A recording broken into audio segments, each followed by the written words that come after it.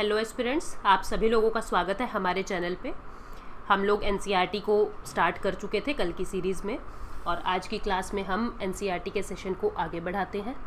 ठीक है, तो हम लोगों ने कल के सेशन में इसका इंट्रोडक्शन देखा था। क्या देखा था हम लोगों ने कल की हिस्ट्री को किस तरीके से डिफ़ाइन किया है, एंशियंट हिस्ट्री किस तरीके से डिफ़ाइन होती है, प्री हिस्ट्री, प्रोटो हिस्ट्री और हिस्ट्री, फिर कौन कौन से हमारे प्री हिस्ट्री के भाग आते हैं, फिर हमने ओल्ड स्टोन एज के बारे में पढ़ा था।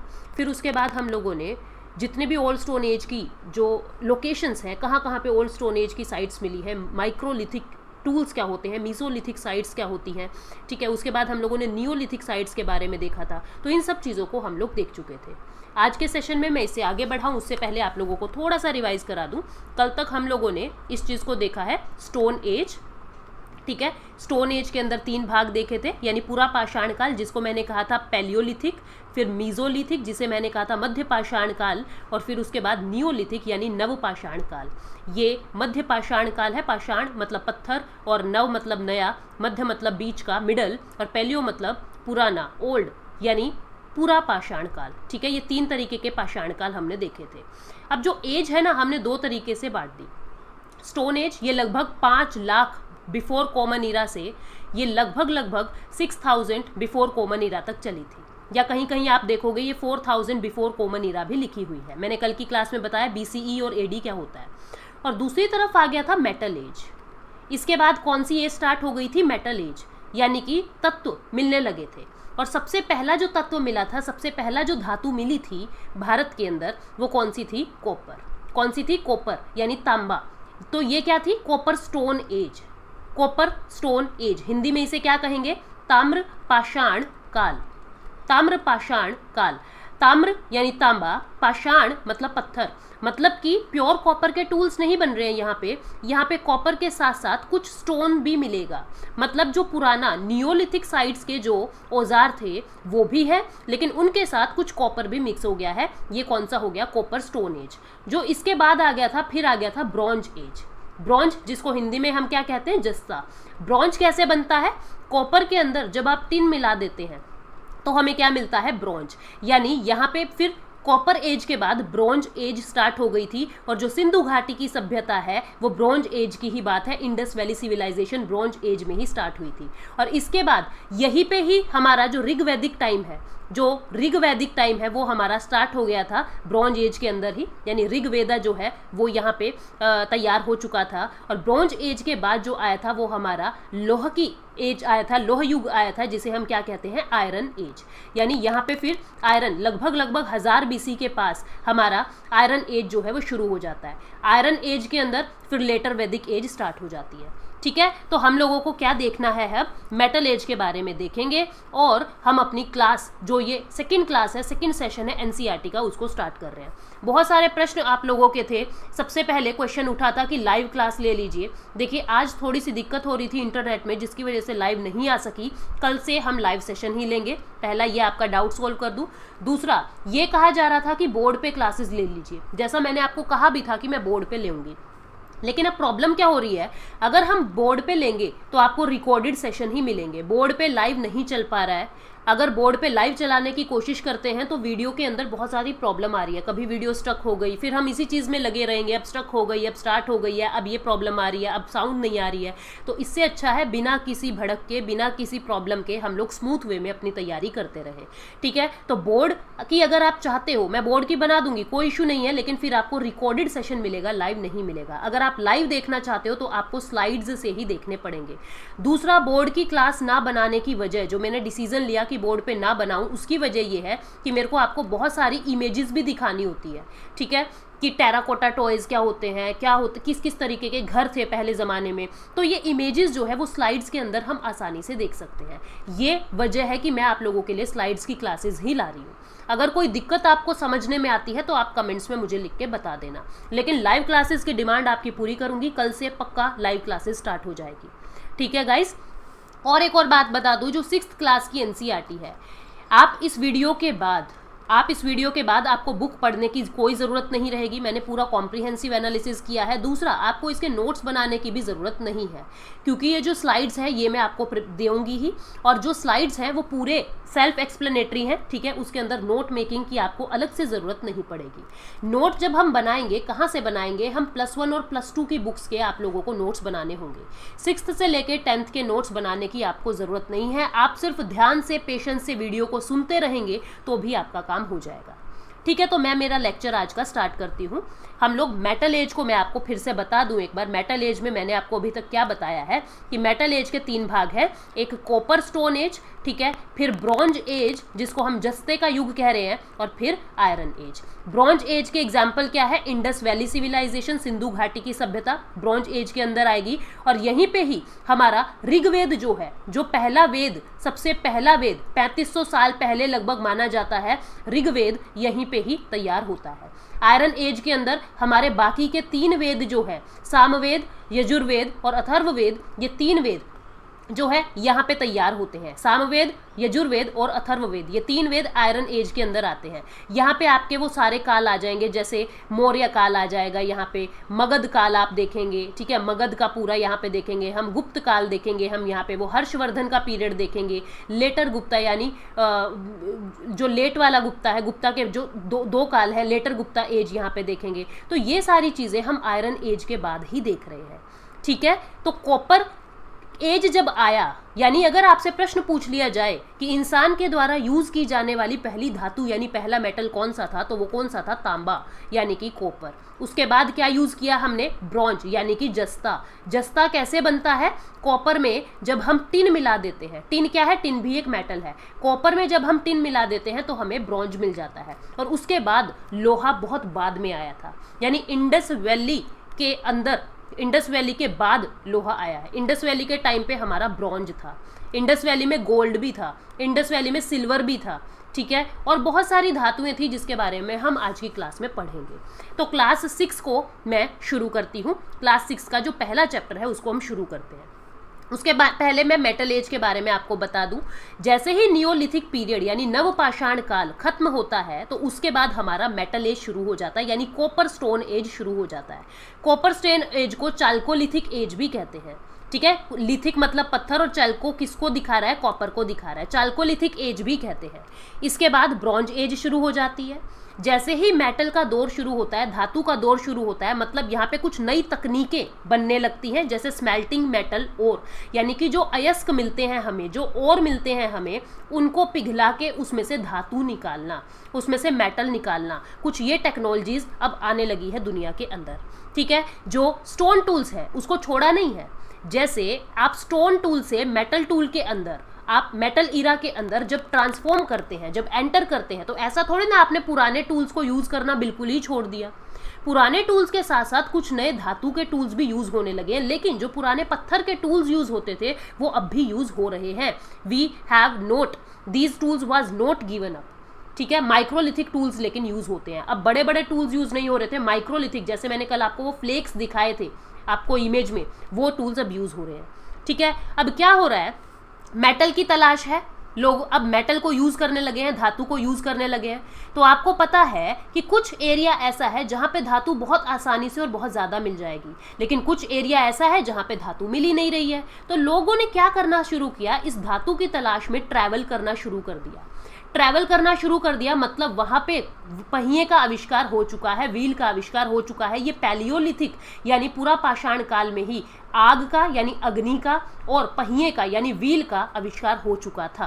पैलियोलिथिक एज में ही व्हील थे।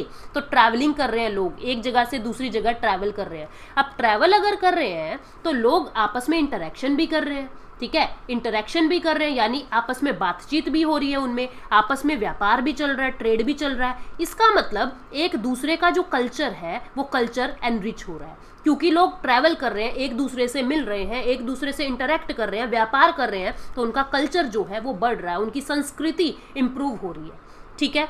अब एक चीज़ सोचो, आप एक जगह से दूसरी जगह पे उनके मेटल्स को लेने जा रहे हो, तो मेटल्स को लेने जा रहे हो जिस समय राजा महाराजा के टाइम में, जब हम आगे पढ़ेंगे तो सारी ज़मीन की लड़ाई थी, सारे राज्य की लड़ाई है, रिसोर्सेज की लड़ाई है। इसी तरीके से रिसोर्सेज की लड़ाई यहाँ पे भी थी। यानी जब एक क्षेत्र से लोग दूसरे क्षेत्र में उठ के जा रहे हैं उनके मेटल्स को लेने के लिए, इसका मतलब वहां पे कुछ ना कुछ बैटल्स भी होंगी, वहां पे कुछ ना कुछ लड़ाई भी होगी। बैटल्स होंगी तो यानी कुछ ना कुछ वेपन्स का यूज भी लोग कर रहे हैं। तो हम देखेंगे कि हमको तीर कमान के, धनुष बाण के कुछ अवशेष देखने को मिलेंगे। तो हर चीज को इस तरीके से इंटरकनेक्ट आप करेंगे तो आपके दिमाग में क्लियर पिक्चर बन जाएगी मेटल एज की, कि मेटल एज के अंदर क्या क्या इंप्रूवमेंट्स हो रही है। ठीक है गाइज, ये सब चीजें मैंने आपको बता दी। जो हड़प्पन कल्चर है, यानी जो इंडस वैली सिटी है, जो इंडस वैली सिविलाइजेशन है, सिंधु घाटी की सभ्यता है, वो हमारी ताम्रपाषाण काल की ही है। साउथ इंडिया के अंदर जो रिवर्स है, जैसे गोदावरी है, कृष्णा है, तुंगभद्रा है, पेन्नार रिवर है, कावेरी रिवर है, यहाँ पे हम देख रहे हैं कुछ फार्मिंग कम्युनिटीज इस पीरियड के अंदर, यानी मेटल एज के अंदर कुछ किसान की कम्युनिटी जो है वो बसने लगी है। क्योंकि हम लोगों ने क्या देखा था, जो नियोलिथिक साइट थी, जो नवपाषाण काल है, वहां पे एग्रीकल्चर स्टार्ट हो चुका है। कल हमने देखा है ना, पूरा पाषाण काल यानी पैलियोलिथिक के अंदर सिर्फ हंटिंग और गैदरिंग हो रही है, खाने को इकट्ठा कर रहे हैं और शिकार कर रहे हैं। लेकिन मीजोलिथिक साइट में जैसे टेम्परेचर थोड़ा सा इंक्रीज हुआ, हम लोगों ने डोमेस्टिकेशन शुरू कर दिया। डोमेस्टिकेशन यानी पशुपालन शुरू कर दिया है, साथ में फिशरीज भी स्टार्ट कर दी थी थोड़ी थोड़ी, है ना, मत्स्य पालन भी हम थोड़ा थोड़ा करने लगे। और नियोलिथिक साइट के अंदर हम लोग एग्रीकल्चर करने लगे हैं, कृषि स्टार्ट करने लगे हैं। अब जब मेटल एज आएगी, जब कॉपर एज आएगी, इसके बाद चाल्कोलिथिक ताम्रपाषाण काल आएगा, तो ये अब एग्रीकल्चर के अंदर डेवलपमेंट हो रही है। अभी तक एग्रीकल्चर कैसा था, मीसोलिथिक साइट के अंदर भी, मीसोलिथिक एज के अंदर भी थोड़ा थोड़ा एग्रीकल्चर स्टार्ट हो गया था। लेकिन यहाँ पे जो एग्रीकल्चर हो रहा था ना, वो सिर्फ इतना हो रहा था कि सिर्फ उनका पेट भर रहा है। ठीक है, यानी सब्सिस्टेंस फार्मिंग हो रही है, सिर्फ खुद के भरण पोषण के लिए ही वो खेती की जा रही थी। लेकिन जब नवपाषाण काल आता है तो एग्रीकल्चर और इम्प्रूव होती है। और हमने कल देखा था नियोलिथिक साइट के अंदर जो ग्रेनरीज हैं वो बनने लगी, जो पोट्रीज हैं वो बनने लगी, यानी बर्तन, जिसको हम हिंदी में मृत भांड कहेंगे, वो बनने लगे। इन बर्तन का क्या काम था, कि इसका मतलब क्या है, बर्तन क्या शो कर रहे हैं, यानी एग्रीकल्चर थोड़ा एक्सेस में होने लगा है और उनको स्टोर करने के लिए हमने कुछ बर्तन बनाने भी स्टार्ट कर दिए। ठीक है, और ये पॉलिश्ड वेयर के बर्तन होते थे, चमकीले पत्थरों के ये बर्तन होते थे, चकमक का काम स्टार्ट हो गया था। ठीक है, अब कॉपर एज के अंदर तो समय आगे और बढ़ रहा है, टेक्नोलॉजीज आगे और बढ़ रही है, तो यानी अब जो कृषि है वो और ज्यादा ग्रो हो रही है। समझ पा रहे हैं ना आप लोग। और चाल्कोलिथिक एज के बाद अब आयरन एज, लोह का युग शुरू हो जाएगा। आयरन एज के अंदर हमने देखा एक ये टर्म है मेगालिथिक बरियल्स। आयरन एज के अंदर मेगालिथिक बरियल्स देखने को मिली है। मेगालिथ क्या है, मेगालिथ क्या है, लिथ हमेशा किससे डिनोट कर रहा है, पत्थर यानी स्टोन को दिखा रहा है। मेगा का मतलब क्या होता है, ह्यूज साइज के पत्थर। ये क्या होती है, बरियल साइट्स होती है। बरियल साइट्स क्या होती है, मतलब कब्र होती है। क्या होता था, पहले बहुत ज़्यादा गहरा इंसान को नहीं दफनाते थे, ऊपर ऊपर यानी शैलो ही दफना देते थे, बहुत गहराई में उसको नहीं दबाते थे, जैसे आज के टाइम में गहराई में दबाते हैं। और उस इंसान को दबा के उसके चारों तरफ बड़े बड़े पत्थर रख दिए जाते थे। बड़े बड़े पत्थर रखने की दो वजह थी। एक तो पता लग जाए कि यहाँ पे कब्र है, और उस फैमिली के जब दूसरे इंसान मरेंगे तो उसी कब्र के अंदर दफनाया जाता था। दूसरा, इन बड़े बड़े पत्थरों से हम जानवरों से इस कब्र की सुरक्षा करते थे, क्योंकि ऐसा ना हो, क्योंकि उस समय में डॉग आ चुका था, कुत्ता आ चुका था, तो कुत्ता क्या करे, जमीन को खोद के उस मृत शरीर को नुकसान ना पहुंचा सके। उन जानवरों से बचने के लिए बड़े बड़े पत्थर रख दिए जाते थे। ये बड़े बड़े पत्थर की साइड्स को मेगालिथिक बरियल्स कहते हैं। ये आप देख पा रहे हैं, ये इस तरीके से कब्र है, यहाँ इंसान को गाड़ दिया जाता था और इसके आसपास ये बड़े बड़े पत्थर रख दिए जाते थे ताकि जानवर इसके पास ना आए। और दूसरा, इससे पता लग जाए कि यहाँ पे किसी की कब्र है, उस फैमिली का जब कोई और इंसान मरता था तो उसी कब्र के अंदर उसको खोद के दफना दिया जाता था। ये मेगालिथिक बरियल्स हम लोगों ने आयरन एज के अंदर, लोह युग के अंदर देखने को मिलती है। ठीक है, कहाँ कहाँ पे ये साइट्स दिखती हैं, ये जो बरियल पिट्स है ये कहाँ कहाँ पे हमको दिखी। ये कब्र जो है ये एक तो हल्लूर सिटी के अंदर दिखी, कर्नाटका के अंदर मस्की नाम की जगह है, आंध्र प्रदेश में नागार्जुन कोंडा जगह है, तमिलनाडु के अंदर आदिच्चनल्लूर जगह है। ठीक है, ये कुछ फेमस साइट्स हैं जो आपको याद करनी पड़ेंगी, इंपॉर्टेंट है, ये प्री में पूछी जाती है। ब्लैक और रेड पोट्री इन बरियल्स के साथ आप देखोगे, कुछ बर्तन है, कुछ वेपन्स है, कुछ औजार है, वो इन बरियल्स के साथ दबा दिए जाते थे, क्योंकि यहाँ पे जो लोग थे, इस समय के जो लोग थे, वो पुनर्जन्म में बिलीव करते थे। उनको ऐसा लगता था कि जब ये इंसान जब पुनर्जन्म लेगा तो इनको इस सामान की ज़रूरत हो सकती है। ठीक है, तो ये पुनर्जन्म में यकीन रखते थे। ठीक है, समझ रहे हो? ये जो साइट मैंने आपको बताई है, आप देख सकते हैं यहाँ पे तमिलनाडु के पास, ये कर्नाटका तमिलनाडु साउथ इंडिया के अंदर ये हल्लूर की जगह है। यहाँ पे आप देख पा रहे हो अदिचल्लूर है। ठीक है, ये साइट्स आप नॉर्थ इंडिया की भी याद रखना। बुरजाहुम कश्मीर के अंदर, यहाँ पे भी बहुत सारी पिट्स हमको देखने को मिली है।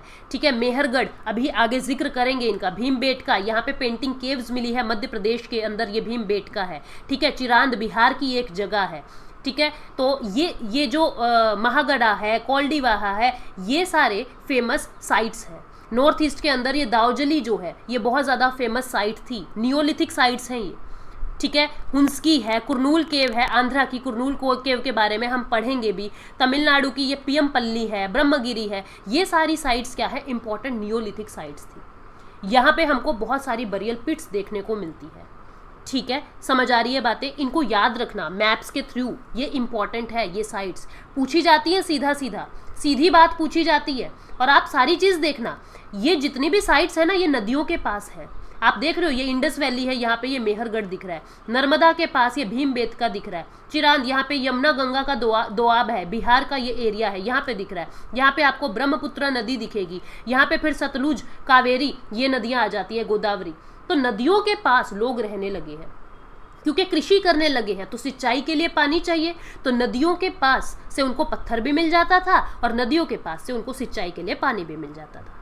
ठीक है, तो इन चीज़ों को इंटरकनेक्ट जब आप करोगे ना, तो आपको चीज़ें आसान लगने लगेगी।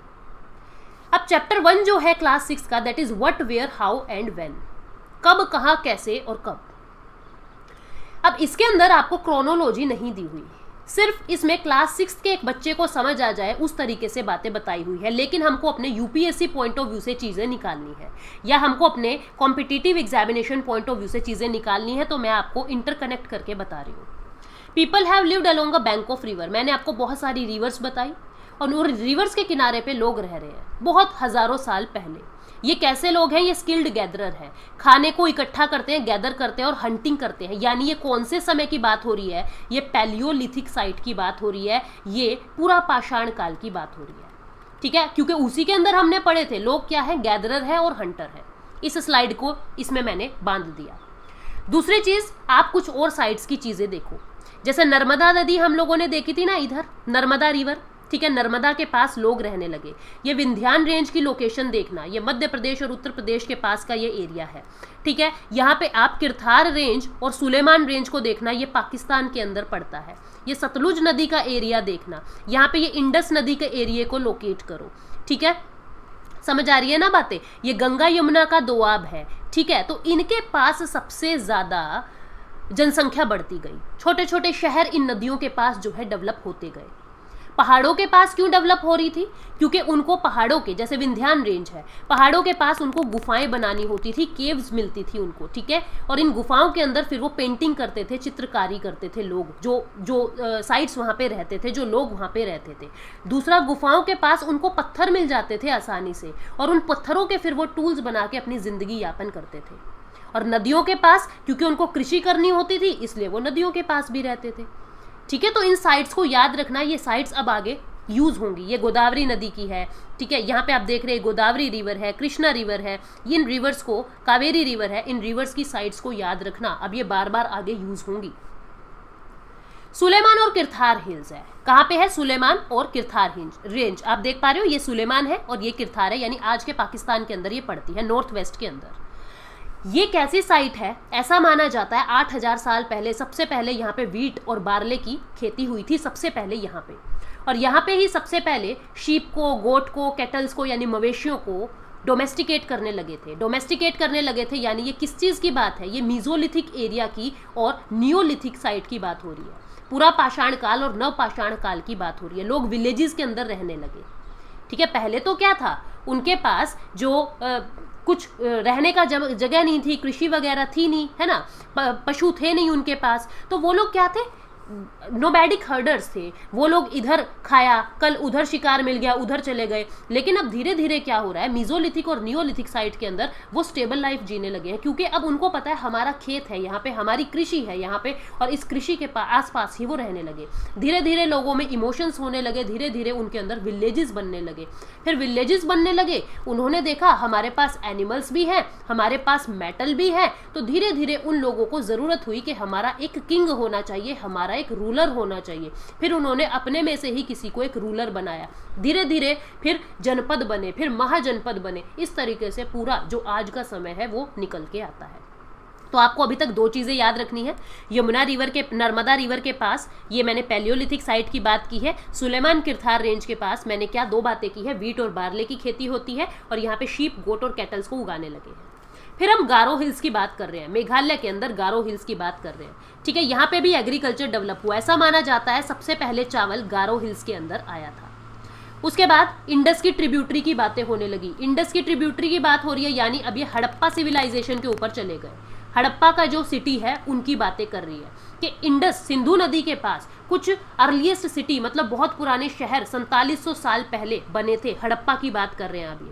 ठीक है, 2500 साल पहले गंगा की ट्रिब्यूटरी के पास कुछ सिटीज बनी थी, कुछ सिटीज बनी थी गंगा दोआब के पास। समझ आ रही है ना बातें? तो किस तरीके से हमको क्लास 6 की एनसीईआरटी अपने एग्जामिनेशन पॉइंट ऑफ व्यू से रिलेट करनी है। फिर गंगा का जो रीजन है उसकी जो ट्रिब्यूटरी है सोन नदी, गंगा की एक सहायक नदी है। वहां पे उसके आसपास यानी बिहार राज्य के अंदर मगध का जो जनपद था वो उभरने लगा, और ये मगध का जो राज्य है वो बहुत पावरफुल और बहुत बड़ा किंगडम था। ठीक है, इस चीज को याद रखेंगे। उसके बाद हमारे जो भारत है उसके दो नाम दिए गए थे। कौन कौन से दो नाम थे? एक तो इंडिया और एक भारत। ये दोनों नाम कहाँ से निकलते हैं? दोनों नाम निकलते हैं जो ग्रीक्स लोग आए थे, जो ईरानियन लोग आए थे, उनको इंडस नदी के बारे में पता था, सिंधु नदी के बारे में पता था, और वो इस इंडस को क्या कहते थे? कुछ लोग हिंडोस कहते थे या इंडोस कहते थे, और इस इंडोस से हमारे देश का नाम इंडिया पड़ा। और भारत नाम की कम्युनिटी रहती थी, लोगों को भारत नाम की कम्युनिटी रहती थी जिनका जिक्र जो है ऋग्वेद के अंदर भी किया गया है। तो संस्कृत में भारत को, इंडिया को भारत के नाम से जानने लगे। ठीक है, तो ये दो नाम हमारे देश के लिए थे, इंडिया और भारत। तब तक देश तो बना ही नहीं था, मतलब इस रीजन के लिए थे, सिंधु नदी के पास वाले रीजन को इंडिया और भारत के नाम से जानने लगे थे। और हमको सोर्सेज, हमारे स्रोत कौन कौन से हैं जो हमें हमारे इतिहास के बारे में बता रहे हैं? 3 है, मैन्यूस्क्रिप्ट, इंस्क्रिप्शन और आर्कियोलॉजी। मैन्यूस्क्रिप्ट क्या होता है? ये आप देख रहे हो, ये मैन्यूस्क्रिप्ट है। मैन्यू का मतलब होता है, मनु का मतलब होता है हैंड, हाथ, हाथ, हथा यानी जो हमारा हस्तशिल्प है, यानी कि मैन्यूस्क्रिप्ट। हाथ से जब हम किसी पाम के लीव पे, किसी बर्च पे, यानी किसी छाल के, पेड़ की छाल के ऊपर जब कुछ लिख रहे हैं उसे हम क्या कहते हैं? मैन्यूस्क्रिप्ट। इंस्क्रिप्शन क्या होते हैं? शिलालेख। हिंदी में क्या कहते हैं इनको? शिलालेख। जैसे आप किसी हार्डर सरफेस के ऊपर कुछ लिखते हैं तो सीधी सी बात है, हाथों से तो काम चलेगा नहीं, कुछ औजारों से खोद खोद के इस हार्डर सरफेस के ऊपर लिखा होगा। इनको हम क्या कहते हैं? इंस्क्रिप्शन। आर्कियोलॉजी क्या होता है? जो पोर्ट्स आपको मिल गए, किसी का पिल्लर, किसी का स्तंभ आपको मिल गया, उन सब चीज़ों को हम आर्कियोलॉजी कहते हैं। तो 3 स्रोत भारत के अतीत को जानने के लिए है, मैन्यूस्क्रिप्ट, इंस्क्रिप्शन और आर्कियोलॉजी। मैन्यूस्क्रिप्ट क्या है? Hand written notes, hand written जो चीज़ें हैं, किसी भी पेड़ की छाल पे, कागज़ पे कुछ भी लिख दो। ठीक है। इंस्क्रिप्शन क्या होता है? जैसे केव पे, गुफाओं के अंदर कुछ आप चित्रकारी देखते हो, कहीं हार्ड सरफेस के ऊपर कुछ लिखा हुआ है, उसे शिलालेख कहते हैं। आर्कियोलॉजी कोई पिल्लर है, कोई मटका मिल गया, कहीं हड्डी मिल गई, ये सारी चीज़ें क्या है? आर्कियोलॉजी यानी पुरातत्व के अंदर आती है। तो ये चैप्टर 1 जो है हमारा खत्म होता है। कुछ ज़्यादा याद नहीं करना। हमने 4 रीजन की बात की है, यमुना रीजन की बात की है पैलियोलिथिक साइट के लिए, सुलेमान किरथार रेंज की बात की है मीजोलिथिक और नियोलिथिक साइट के लिए, गारो हिल चावल की खेती सबसे पहले हुई। ठीक है। फिर हमने हड़प्पा की बात कर ली, फिर हमने मगध राज्य जो सबसे बड़ा राज्य गंगा के पास था, बिहार राज्य के अंदर इसका उत्थान होता है, और भारत का नाम की बात की और ये सोर्सेज की बात की है। अब हम सेकेंड चैप्टर की तरफ बढ़ते हैं, from hunting gathering to growing food. यानी अब हम किसकी तरफ ट्रांजिशन कर रहे हैं? हम पैलियोलिथिक साइट से फिर से नियोलिथिक साइट की तरफ और हमारी मेटल एज की तरफ मूव कर रहे हैं। ठीक है। तो क्या कहते हैं इस चैप्टर के अंदर आर्कियोलॉजिस्ट, जो पुरातात्विक विभाग के लोग हैं, उन्होंने क्या कहा कि पहले के समय में यानी कि 10,000 बिफोर कॉमन इरा तक लोग हंटर और गैदरर थे। लेकिन धीरे धीरे हमें कुछ टूल मिले जो स्टोन के थे, पत्थर के थे, जो लकड़ी के थे, जो हड्डियों के थे। इन स्टोन टूल्स को मीट को काटने के काम लेते थे, बोन्स को यूज किया जाता था, बोन्स को चॉप करने के काम आता था, लकड़ी को काटने के काम लाने लगे, और हमको कुछ तीर कमान यानी धनुष के, हंटिंग के लिए धनुष के भी कुछ साक्ष्य मिले हैं, कुछ प्रूफ मिले हैं। ठीक है, फिर इस चैप्टर के अंदर जिक्र है कुरनूल केव्स का। आपको याद हो तो मैंने आपको कुरनूल केव्स की साइट याद करने को कही थी। ये थी कुरनूल केव, आंध्र प्रदेश के अंदर कुरनूल केव्स।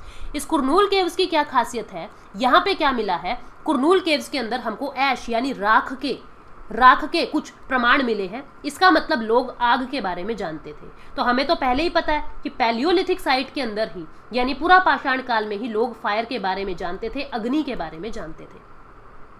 फिर हमने क्या देखा था, मीजोलिथिक साइट के बाद जैसे ही हम नव पाषाण काल में एंटर करते हैं तो हमारा जो टेम्परेचर है पृथ्वी का वो बढ़ने लगा था। यहीं पे इसका जिक्र है कि 12,000 वर्षों पहले क्लाइमेट के अंदर चेंज होने लगा।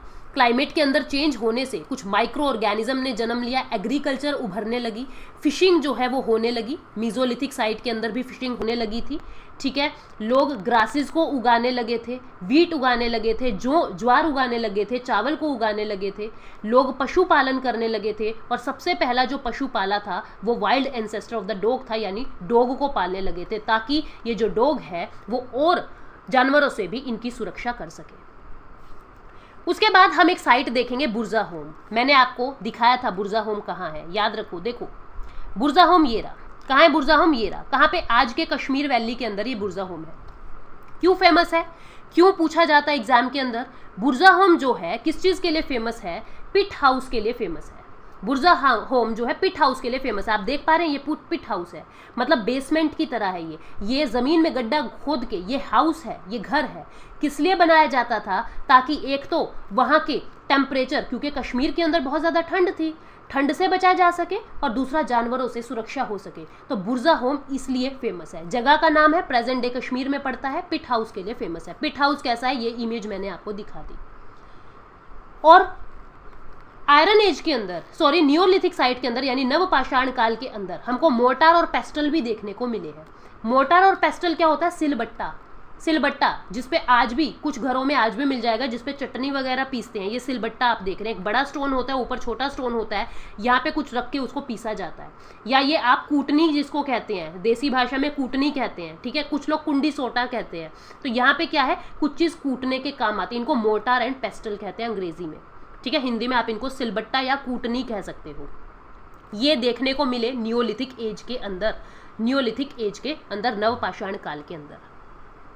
उसके बाद हम मेहरगढ़ की बात कर रहे हैं। मेहरगढ़ कहाँ पे था, मेहरगढ़ आज के पाकिस्तान में पड़ता है, भारत का हिस्सा ये नहीं है। आप देखिए मेहरगढ़ कहाँ पे है, ढूंढते हैं हम। मेहरगढ़ आज के पाकिस्तान में पड़ता है। ठीक है, ये मेहरगढ़ क्यों फेमस है इसे देखिए आप। तो इसीलिए मैंने बोर्ड को छोड़ के स्लाइड्स पे पढ़ाना शुरू किया, ताकि मैं आपको अच्छे से मैप्स, इमेजेस दिखा सकूं। मेहरगढ़ सिंधु नदी के पास है, इंडस वैली के पास है, इंडस रिवर के पास है। बहुत सारी रिवर्स यहाँ से निकलती है, फर्टाइल प्लेन है, उपजाऊ भूमि है। बोलन दर्रा यहाँ पे पड़ता है पास में। ठीक है, ये वो प्लेस है जहाँ पे बार्ले और वीट उगाया जाता है, गेहूँ और ज्वार उगाया गया। सबसे पहले यहाँ पे शीप और गोट यानी भेड़ और बकरियों को पाल रहे हैं लोग, उनका डोमेस्टिकेशन कर रहे हैं। बहुत सारे एनिमल्स की बोन्स यहाँ पे पाई गई। किन किन एनिमल्स की बोन पाई गई, डियर की और पिग की, सुअर भी यानी उस समय में होता था। ठीक है, अभी तक आप देखना काऊ का कुछ भी नहीं दिखेंगे। हम हड़प्पा के अंदर भी देखेंगे, काऊ नहीं देखने को मिलेगी आपको अभी, काऊ बहुत बाद में आएगी। और घोड़े भी जो है वो आर्यंस के आने के बाद आते हैं। ठीक है, मेहरगढ़ के अंदर रेक्टेंगुलर हाउस मिले हैं जिसके 4 कंपार्टमेंट, इस तरीके से 4 कंपार्टमेंट मिले हुए हैं, यानी इस तरीके से घर मिले हैं जिनके 4 हिस्से बने हुए हैं मेहरगढ़ के अंदर। इस चीज़ के लिए बहुत ज़्यादा फेमस है। कुछ कंपार्टमेंट को स्टोर हाउस बना रखा है अनाज के लिए, यानी कुछ एक्सेस एग्रीकल्चर यहाँ पे होने लगी थी। कुछ के अंदर रूम्स बने हुए हैं। ठीक है, पीपल, जब लोग मर जाते थे तो लोगों के अंदर इमोशंस होते थे, लोग एक दूसरे की रिस्पेक्ट करते थे। और मेहरगढ़ ही वो साइट है जहाँ पे इंसान की डेड बॉडी के साथ गोट की डेड बॉडी भी, गोट का कंकाल भी देखने को मिला है। तो ये भी की पॉइंट है, प्री के अंदर पूछा जा सकता है। हमारा चैप्टर 3 जो है अर्लीस्ट सिटी, ये हड़प्पा के बारे में पूरा जिक्र है इसके अंदर, इसको हम खत्म कर लेते हैं। ठीक है, या मैं ऐसा करती हूँ, इसके लिए मैं अलग वीडियो रिकॉर्ड कर दूंगी, आप चैप्टर 1 और चैप्टर 2 को रिवाइज कर लो, खत्म कर लो, बहुत ज़्यादा मुश्किल नहीं है, आसान चीज़ है। पूरा चैप्टर ना करके मैंने सिर्फ की पॉइंट्स को याद करने को आपको कहा है, ठीक है। कहाँ पे कौन सी साइट्स हैं, कौन सी इंपॉर्टेंट साइट्स है और किस साइट के अंदर क्या खास बात है, सिर्फ ये चीज़ें आपको याद रखनी है। Thank you so much guys. कल की क्लास में हम बिल्कुल लाइव मिलेंगे, टाइमिंग्स आप लोगों को पहले नोटिफाई कर दी जाएगी। Thank you so much, take care, bye bye.